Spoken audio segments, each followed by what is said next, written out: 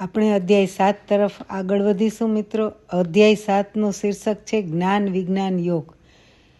આ અધ્યાયમાં કુલ 30 શ્લોક છે.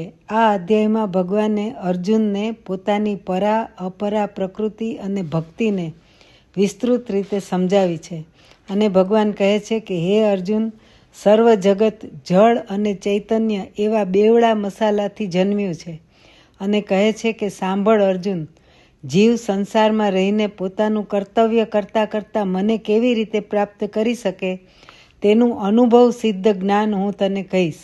હે અર્જુન, આ જ્ઞાન ગૂઢ રહસ્ય છે અને આ જ્ઞાન પામ્યા પછી જીવને કંઈ કરવાનું બાકી રહેતું નથી. એટલે કે ગંગા સતીના ભજનના વચન જેવું. ગંગા સતીએ ગાયું છે ને, વચન જાણ્યું તેણે સર્વ જાણ્યું પાનબાઈ, કરવું પડે નહીં બીજું કાંઈ રે. કૃષ્ણ કહે છે હે પાર્થ, આ જ્ઞાનને પામવા કંઈ કેટલા હજારો લોકો પુરુષાર્થ કરે છે, પરંતુ કોઈ વિરલો જ તેને પ્રાપ્ત કરી શકે છે. આ અધ્યાયમાં શ્રી કૃષ્ણ અર્જુનને પોતાની જ પ્રકૃતિ તેમજ તત્વ એટલે કે પોતાના સ્વભાવની વાત વિસ્તારથી સંભળાવે છે, જેને આપણે ટૂંકમાં જોઈએ તો 1. હે પાર્થ, 5 તત્વ એટલે કે જળ, વાયુ, અગ્નિ, આકાશ અને પૃથ્વી વત્તા બુદ્ધિ, મન અને અહંકાર, આમ 8 પ્રકારે મારી જ પ્રકૃતિ છે અને અપરા પ્રકૃતિ કહેવામાં આવે છે. તદુપરાંત મારી પરા પ્રકૃતિ પણ છે, જે જીવન સ્વરૂપ છે. દેહ સંબંધથી આ સમગ્ર જગત સર્જાય છે. હે પાર્થ, જેમ માળાના મણકા માળાની અંદર રહેલી દોરીથી ટકેલા છે, તેમ આખું જગત મારાથી જ ટકેલું છે. આ સમગ્ર જગત મારામાં જ પરોવાયેલું છે. આ જળ અને ચૈતન્ય આત્મા એવા બેવડા મસાલામાંથી બનેલું છે. એટલે હે અર્જુન, પાણીમાં રસ હું જ છું, માટીમાં સુગંધ હું જ છું, સૂર્યચંદ્રમાં તેજ સ્વરૂપ હું જ છું, આકાશમાં અવાજ સ્વરૂપ હું જ છું, વેદોમાં ઓમકાર સ્વરૂપ હું જ છું અને તપસ્વીઓમાં તપ સ્વરૂપ હું જ છું. સર્વત્ર એટલે સોહમ સોહમ સોહમ સોહમ. આ વાતને સરળતાથી સમજીએ તો જેમ એક ચિત્રકાર એક પેન્સિલમાંથી જુદા જુદા ભાવો જન્માવતા ચિત્રો બનાવે છે, પરંતુ પેન્સિલ તો એક જ છે. જેવી રીતે સિતાર વગાડનારની આંગળીઓ એવો જાદુ કરી શકે કે તેમાંથી દુઃખનો સૂર, આનંદનો સૂર, બધી પ્રકારનો નાદ જન્માવી શકે. એક જ નગારામાંથી વાગતો સૂર ડરાવી પણ શકે, આનંદ પણ અપાવી શકે અને ક્યારેક નર્તન પણ જન્માવી શકે. આ બધી વાતોને ભગવાન એક જ વાક્યમાં અર્જુનને ફરીથી સમજાવે છે કે હે અર્જુન, આ બધી મારી જ માયા છે. હે અર્જુન, હું સર્વ અને સર્વસ્વ મારાથી છે, પરંતુ હું તેમાં ક્યાંય નથી. હે અર્જુન, આ મારી માયાને સમજવી કઠિન છે, પરંતુ આ માયાને તરી જવું હોય તો હે અર્જુન, મારી શરણમાં આવ. આ મારી શરણે આવનો અર્થ શું થાય મિત્રો? મારી શરણે આવનો અર્થ થાય ભક્તિ. 7મા અધ્યાયમાં ભગવાને ભક્તિનો ભવ્ય ખંડ ઉઘાડ્યો છે અને ભક્તિનો મહિમા સૌથી મોટો બતાવ્યો છે.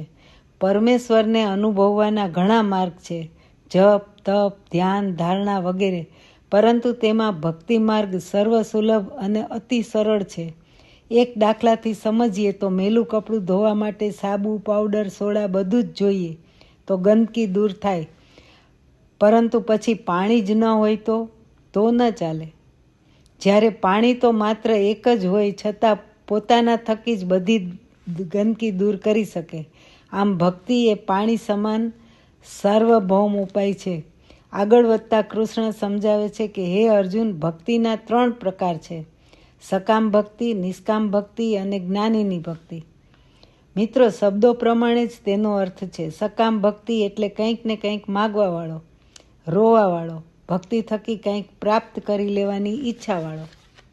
નિષ્કામ ભક્તિ એટલે કંઈક પ્રાપ્ત કરી લેવાની લાલચથી નહીં, પરંતુ માત્ર ભક્તિનો આનંદ ઉઠાવવા માટે થતી ભક્તિ.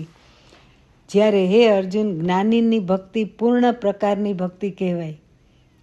ઉપરની બંને પ્રકારની ભક્તિ નિમ્ન કહેવાય. જ્ઞાનીની ભક્તિ પૂર્ણ પ્રકારની ભક્તિ કહેવાય. આવા ભક્તને જ્યાં જ્યાં નજર કરે ત્યાં ઈશ્વર જ દેખાય. ભક્ત પ્રહલાદજીને યાદ કરો મિત્રો. અગ્નિ હોય, હોળી હોય, ખૂબ તપેલો થાંભલો હોય, એ બધામાં તેને તો ભગવાન જ દેખાયા અને ભગવાને એનું રક્ષણ પણ કર્યું. એકવાર સત્સંગમાં કોઈએ ગુરુજીને પૂછેલું કે ઈશ્વર કहाँ હૈ? પ્રત્યુત્તરમાં ગુરુજીએ કહેલું કે ये મત પૂછો કે કहाँ હૈ, ये પૂછો કે કहाँ નહીં હૈ. એટલે આપણે પણ સત્સંગમાં ગાઈએ છીએ ને, મુझ में नारायण तुझ में नारायण, मुझ में नारायण तुझ में नारायण, मैं तो जहाँ दिखूँ वहाँ दिखे नारायण, मैं तो जहाँ देखूँ वहाँ दिखे नारायण, बोलो नारायण नारायण नारायण. ભક્તિના વિશાળ ફલકનો ઉપસંહાર કરતા ભગવાન આશ્વાસન આપે છે કે હે અર્જુન સાંભળ, જીવ ગમે તેવો હોય, સકામ ભક્તિવાળો હોય, માગવાવાળો હોય કે રોવાવાળો હોય, પરંતુ ભક્તિથી એકવાર ઈશ્વરના દરબારમાં દાખલ થયો એટલે માન્ય થયો. જેમ ગમે તેવું સારું કે નરસું લાકડું અગ્નિમાં નાખીએ એટલે પ્રજ્વલિત જ થાય, તે રીતે સકામ ભક્તિની પણ ભગવાન કદર કરે છે અને કદર દ્વારા પ્રભુ જ તેને નિષ્કામ ભક્તિ તરફ દોરી જાય છે અને તેનામાં પણ મહાન સામર્થ્ય પ્રભુ જ નિપજાવે છે. એટલે તો વાલિયો લૂંટારો પણ વાલ્મીક થાય અને અજામિલ જેવો નઠારો પણ નારાયણને નામે તરી જાય. હે અર્જુન, ભક્તિ કરતો જીવ જીવન મૃત્યુના ફેરામાંથી મુક્ત બને છે અને અધિદેવ, અધિભૂત, અધિયજ્ઞ સહિત મને જ જાણે છે અને મને જ પામે છે. મિત્રો, આ અધિભૂત, અધિદેવ, અધિયજ્ઞ એટલે શું તે ભગવાન અર્જુનને અધ્યાય 8માં બ્રહ્મયોગમાં સમજાવે છે. તે આપણે આવતીકાલે જોઈશું.